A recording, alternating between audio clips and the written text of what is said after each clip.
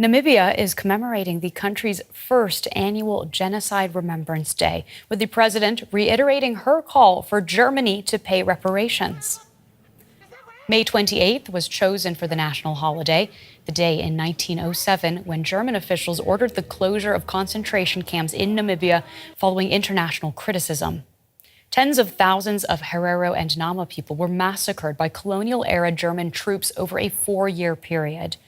We shall never forget the emotional, psychological, economical, and cultural scars which remains enacted in the affected communities and the broader fibers of our nation. Hey, Breakdown family. On May 28th, Namibia did something no other African country has ever done. It shut down the country to remember a genocide that Europe tried to erase. This wasn't just a ceremony. It wasn't just a symbolic gesture.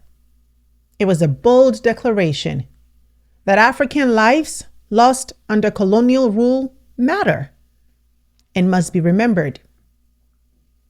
For the first time in its history, Namibia officially marked Genocide Remembrance Day. Yes, to honor the Herero and Nama peoples who were systematically exterminated by German colonial forces between 1904 and 1908. Tens of thousands were killed, entire communities wiped out, and yet, until now, no public holiday, no national moment of reflection, just silence. But that changed this week. And while Namibia may be the first African nation to do this, it shouldn't be the last. So today on The Breakdown, we're asking, why did Namibia take this step now? What does it mean for how Africa and the global Black community reckons with its past? And how can the rest of the continent and the world follow suit? Because make no mistake, this isn't just about history. It's about justice. It's about narrative. It's about healing. And it's about power. We're going to break it all down. But before we dive in, a big welcome to all of our new subscribers and members here. I am so glad you're here. And if you're watching and haven't joined us yet, please consider this your personal invitation and help us get to 200,000 subscribers. Because here at Planet Genius TV, we're not just building a channel. We're creating a global home for Black stories that are told with truth, with intention, and with power.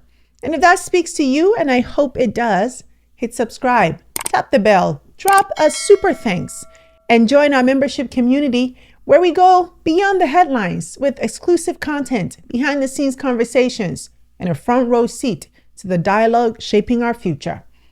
Also, I will be at the 2025 NABA convention in Las Vegas next week, where I'll be bringing you a very special coverage. So stay tuned for that.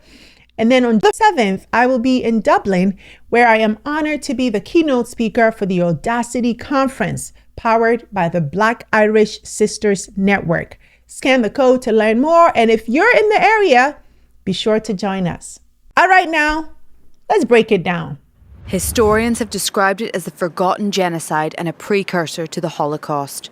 Between 1904 and 1908, at least 70,000 people were killed by German colonialists in what is now Namibia. They were the indigenous Herero and Nama populations who rebelled against German seizures of their land and cattle. The German general in charge called for their extermination. Many were executed and concentration camps were set up along with medical experiments for eugenics research.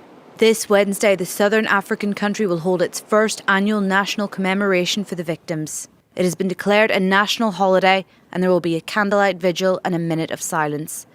The journey to this point has been long. It took Germany over a century to acknowledge that it was a genocide. We cannot erase the past. The acknowledgement of guilt and our request for forgiveness is an important step to come to terms with the crimes and to shape the future together. So what just happened?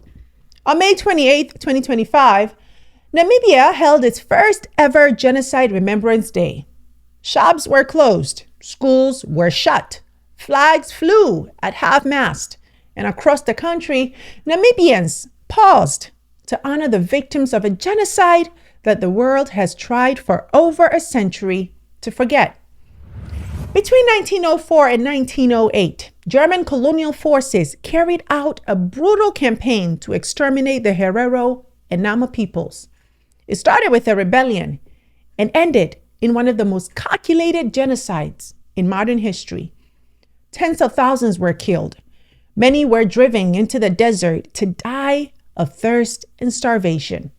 Others were rounded up and sent to concentration camps. Yes, Germany was using those long before World War II. Women were raped. Children were experimented on. Skulls and body parts were shipped back to Europe for research. This wasn't war. This was annihilation. In 2021, Germany finally acknowledged the genocide and pledged over $1 billion in aid and development, but not reparations. They called it reconciliation. We'll get back to that. And yet, no official day of mourning, no international recognition until now. Namibia's decision to institutionalize memory, to make it a national holiday, says we would not be silent anymore.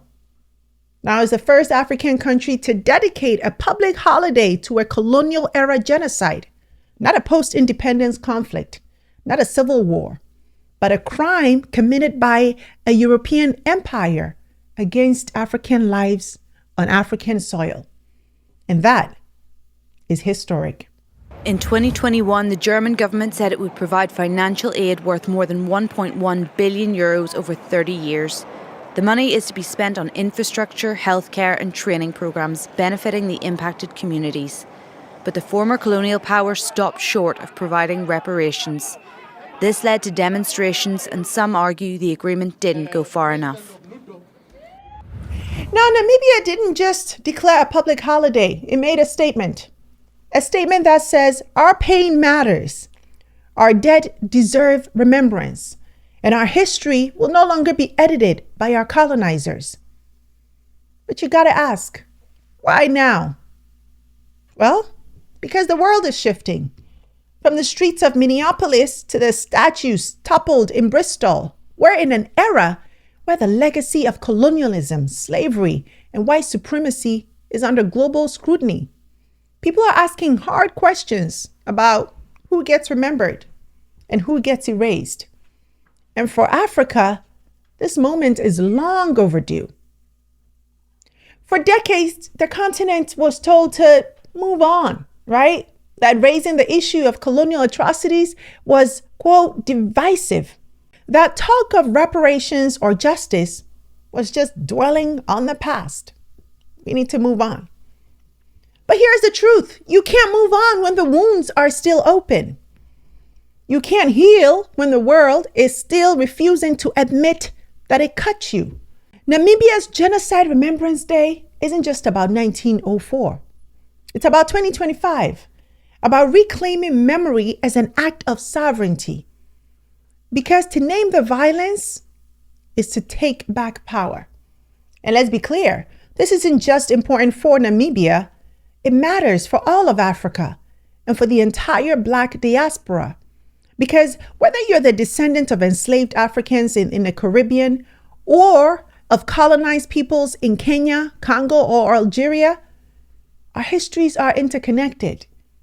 And too often, they've been ignored, distorted, or buried altogether. Namibia is saying enough. It's time to remember.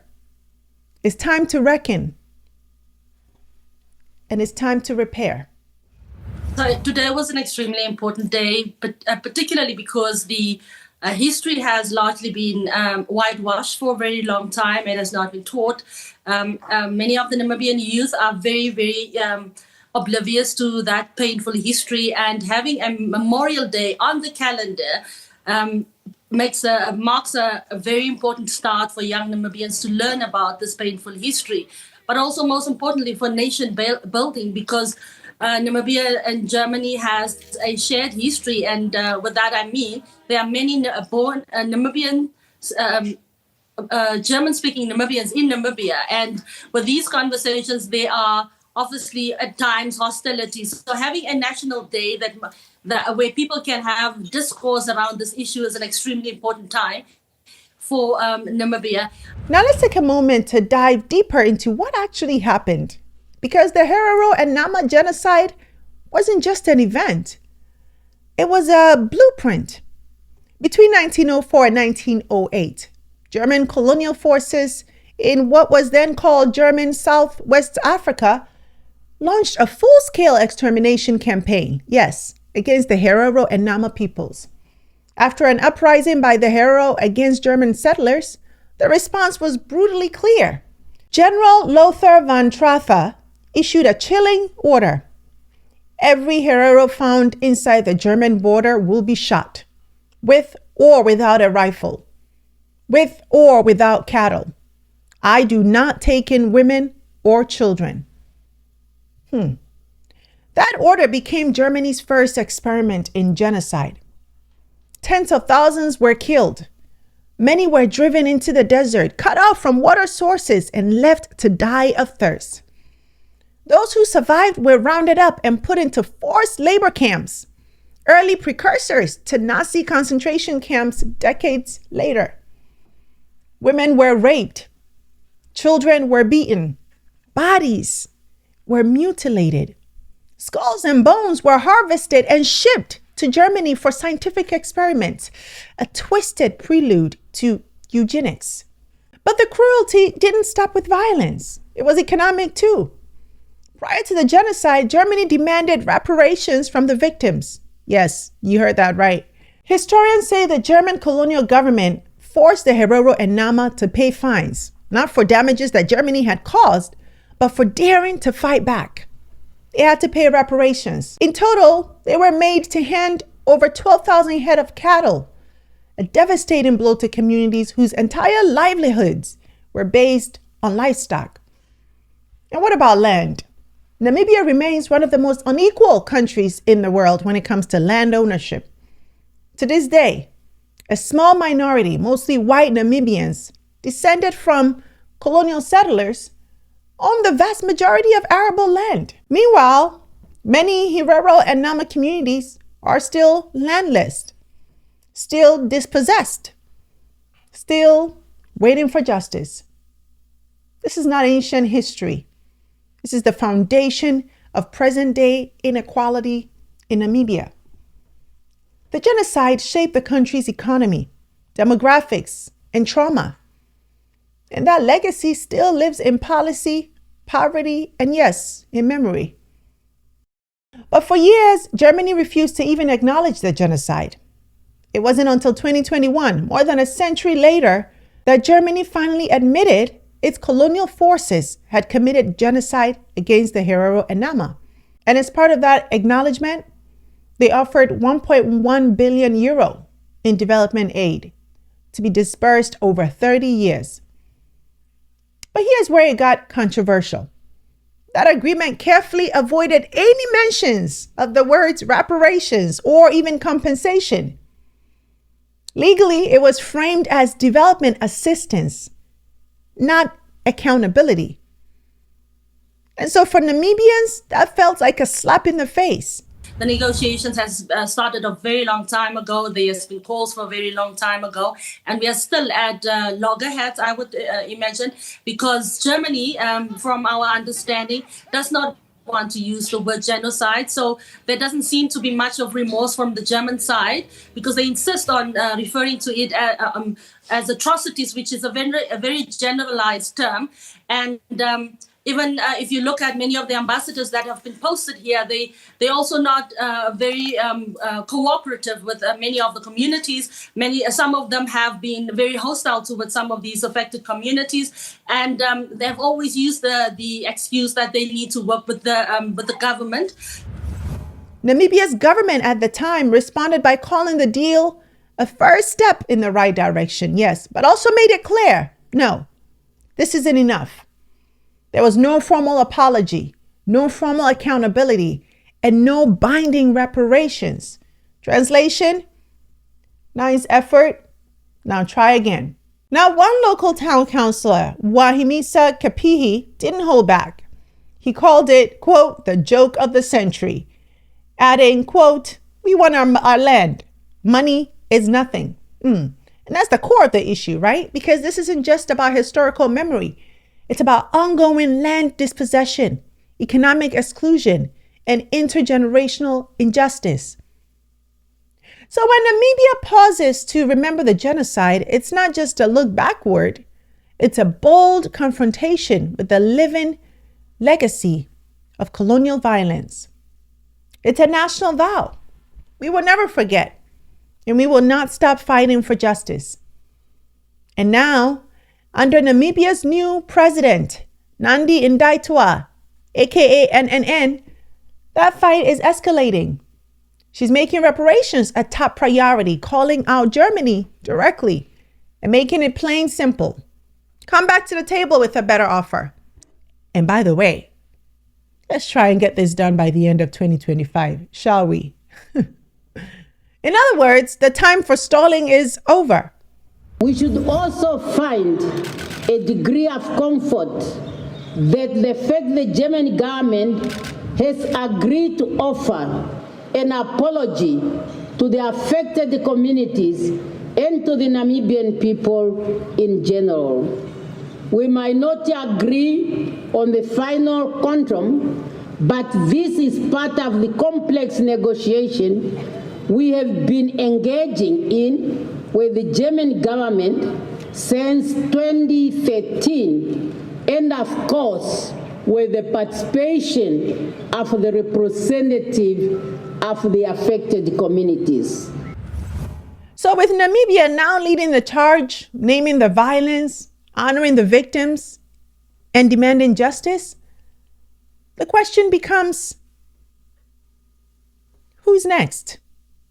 Because let's be honest, Namibia didn't suffer alone. From Algeria to Kenya, to the Congo, to Ghana, colonial powers left behind a trail of blood, broken families, and stolen futures. But how many African nations have officially recognized those atrocities?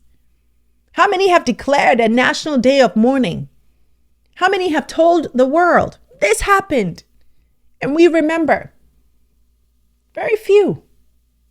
And that silence, it's not just historical, it's political. Because when a country avoids acknowledging its wounds, it also avoids dealing with the demands that follows. Reparations, land reform, truth, economic justice. So here's what needs to happen. First, every African nation should take a hard look at its colonial past and decide what its day of remembrance looks like. Senegal could commemorate the Thiaroye massacre of 1944, where French colonial troops executed African veterans. Kenya could mark the Mau Mau uprising and the brutal British response that left thousands tortured and dead in detention camps. The Democratic Republic of Congo could honor the millions who perished under King Leopold's brutal rubber regime. South Africa could reflect on how colonialism laid the groundwork for apartheid. Ghana could commemorate the War of the Golden Stool in 1900, when the Ashanti Kingdom rose up against British demands to sit on the sacred Golden Stool, a symbol of Ashanti sovereignty and spiritual authority. Now, these aren't isolated stories, right? They're chapters of a shared struggle. And beyond national days, Africa needs to lead a continental effort through the African Union to establish a Pan-African Memorial Day, yes, one unified day to honor the victims of slavery, colonization, genocide, and systemic racial violence against the continent and the diaspora. Because this isn't just Africa's burden, it's the world's dead. The Americas, Europe, the Middle East, they all played a role, and they all have a role to play in remembering, reckoning, and yes, repairing. Imagine what it would mean for African children to grow up learning their history with pride, not pain. Imagine a global Memorial Day with flags lowered, candles lit, and truth spoken on African terms. Namibia has shown us the first step. Now I believe it's time for others to take the next. So, my people, where do we go from here? What Namibia did wasn't just historic, it was necessary. It was powerful. And it was a call to every African nation, a call to the African Union, a call to the Black diaspora around the world. Our history matters. Our pain matters. And our memory is power. Because the truth is, until we name what was done to us, until we honor the lives that were stolen, until we stop waiting for permission to grieve and demand space to remember, and until we ensure that our children also grow up knowing this history, we are still living under the shadow of empire. Namibia stood up and said, "No more silence." Now the rest of Africa must decide. Do we follow their lead? Or do we let our dead stay forgotten? Imagine a future where every school child learns not just about Europe's kings, but about Africa's martyrs. Where the world pauses, not just for the Holocaust or 9/11, but for the Congo, the Mau Mau, the Golden Stool, and the genocide of the Herero and Nama. That future is possible, but only if we build it. So, my people, what do you think? What do you think about what Namibia has started? Should every African country follow suit and have its own genocide or colonial remembrance day, whatever that looks like? And is the idea of a Pan-African Memorial Day necessary? Let me know in the comments. I really look forward to hearing from you because remembrance is how we reclaim what they tried to erase. So I'd love to hear your thoughts. That's it for today's show. Thank you so much for watching. And if this episode opened your eyes, don't just scroll past it. Hit that like button, subscribe, share this, and consider joining our membership community where we go deeper beyond the headlines. Thanks so much for watching. I'm Sandra Babu-Boateng, and until next time, you take care. Hey you! Thanks so much for watching this episode. I hope you enjoyed it, and if you did, don't forget to subscribe and join the family. Also, visit face2faceafrica.com for your daily news and updates on what's going on within the global Black community so you can stay informed.